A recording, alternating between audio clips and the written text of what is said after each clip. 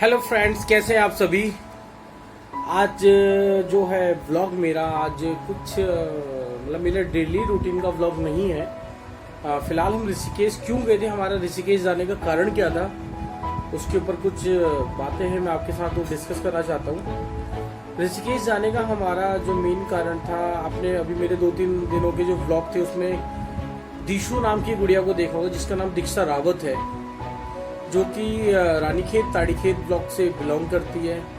5 साल की छोटी सी बच्ची जिससे आज से 1 साल पहले उसकी तबीयत काफ़ी ज़्यादा ख़राब हो गई थी। जब हमने उसको हल्द्वानी डॉक्टर्स को दिखाया तो उसके काफ़ी टेस्ट हुए, बट समझ में नहीं आ रहा था कि उसे हुआ क्या, क्योंकि उसकी बॉडी में काफ़ी लम्स आ गए थे, गांठें बनने लग गई थी और बच्ची काफ़ी बीमार हो गई थी।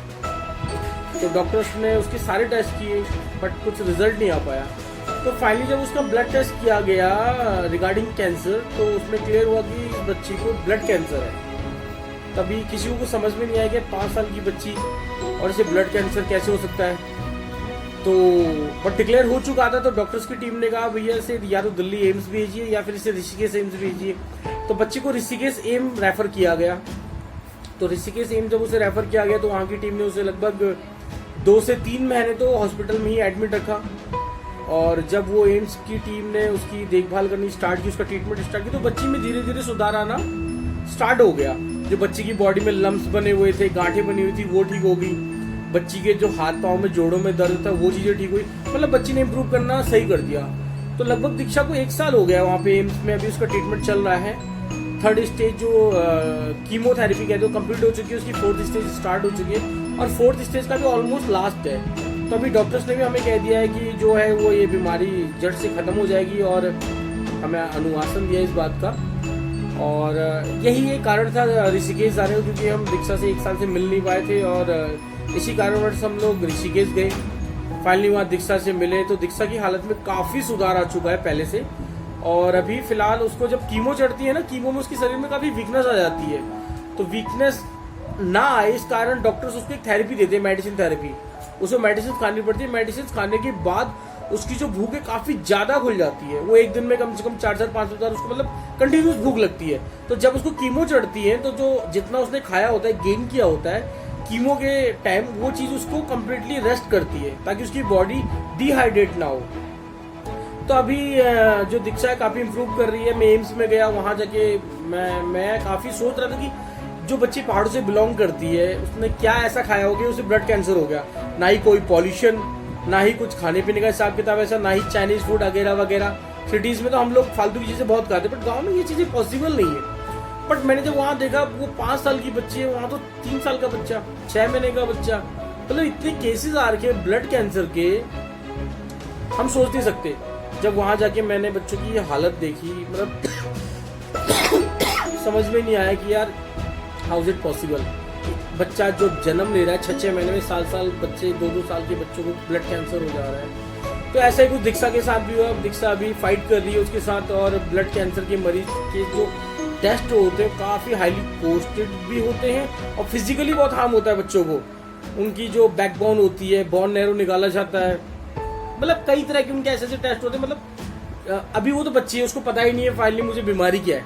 वो सोचती है कि मुझे एक नॉर्मल फीवर हो रहा है, मेरा फीवर का ट्रीटमेंट चल रहा है, और उसे ये नहीं पता कि इस बीमारी के उसके क्या हार्म्स हो सकते हैं फ्यूचर में। और मतलब उसको अंदाजा ही नहीं कि मुझे हुआ क्या है।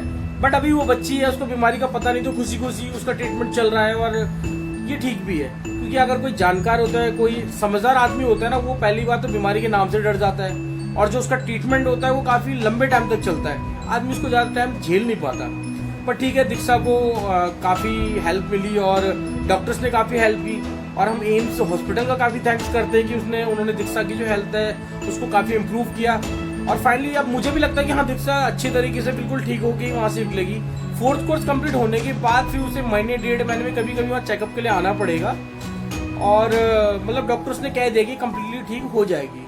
और वहाँ जो भी बच्चा भी वहाँ एडमिट है, मैं प्रेयर करता हूँ कि वहाँ जितने भी बच्चे हैं मतलब टाइमली सही हो जाए और अपने अपने घर वापस जाएं। और एम्स के डॉक्टर्स का थैंक्स करते हैं। और मैं आप सभी से ये मतलब चाहता हूं कि आप लोग सभी प्रार्थना करें कि जितने भी बच्चे इस बीमारी से ग्रस्त हैं, पीड़ित हो रखे हैं, वो समय पे सही हो जाए। सरकार द्वारा इन बच्चों को और उनके परिवार को मदद दी जाए, मतलब बाई वेल्थ, क्योंकि जो ये खर्चा होता है इसमें काफी ज्यादा कॉस्ट लग जाती है और हर कोई इस खर्चे को कर नहीं पाता। बट ठीक है, उत्तराखंड गवर्नमेंट ने अभी जो हमारे मोदी जी द्वारा योजना बनाई गई है जिसमें आपको एक 5 साल का बीमा मिलता है और उसके अकॉर्डिंग जितने भी वहाँ बच्चे ब्लड कैंसर से ग्रस्त हो रहे हैं उन सबका ट्रीटमेंट चल रहा है और बच्चे धीरे धीरे इम्प्रूव भी कर रहे हैं। तो यही एक हमारा कारण था वहाँ दीक्षा से मिलने जाने का, ऋषिकेश जाने का। ठीक है, वहाँ चले गए और दीक्षा को थोड़ा लेके घूमने फिरने चले गए, वो एक बहाना हो गया क्योंकि बच्ची के सामने ये सारी बातें हम कर नहीं सकते थे। तो फाइनली यहीं पे अपना एक व्लॉग जो आज का है, मतलब मैं कंप्लीट व्लॉग नहीं दिखाना चाहता था, मैं सिर्फ यही बताना चाहता था कि ऋषिकेश जाने का हमारा मेन कारण क्या था। और आप सभी का मैं बहुत बहुत थैंक्स करता हूँ, मुझे इसी तरह से देखते रहिए, चैनल को सपोर्ट करिए। और एम्स हॉस्पिटल, एम्स की टीम, एम्स के जितने भी डॉक्टर्स हैं उन सबका थैंक्स करता हूँ। वो बच्चों का जिस तरह से वहाँ केयर कर रहे हैं, उनकी ट्रीटमेंट कर रहे हैं, मुझे काफ़ी अच्छा लगा क्योंकि जो ट्रीटमेंट उन्हें वहाँ मिल रहा है मुझे नहीं लगता कहीं और मिल पाता। तो फाइनली अभी ब्लॉग को एंड करते हैं। Thank you all, thank you for your support. बताओ आपका नाम क्या है? गुब्बारा हटा बता।